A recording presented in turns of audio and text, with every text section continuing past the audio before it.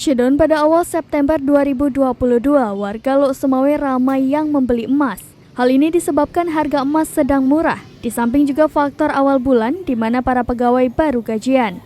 Hal ini sebagaimana yang diutarakan oleh Mori, pedagang emas toko London Lok Sumawe. Kepada Serambi On TV, ia mengatakan bila di persentase mencapai 80% warga yang membeli emas setiap harinya, sedangkan yang menjual hanya sebesar 20%. Jenis emas yang paling banyak dibeli warga adalah jenis London dan murni. Diperkirakan Mori, kondisi ini akan berlangsung hingga pertengahan September 2022 mendatang. Sedangkan rincian harga emas di Lok Sumawe pada Rabu 7 September 2022 hari ini, untuk harga beli emas murni yakni Rp2.579.500 per mayam.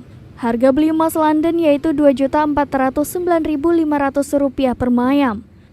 Lalu, jenis emas 22 atau emas paun harganya selalu tetap tergantung bentuknya. Untuk per gram harga berkisar antara Rp750.000 sampai Rp950.000. Dari Lok Sumawe, Saiful Bahri, Serambi On TV.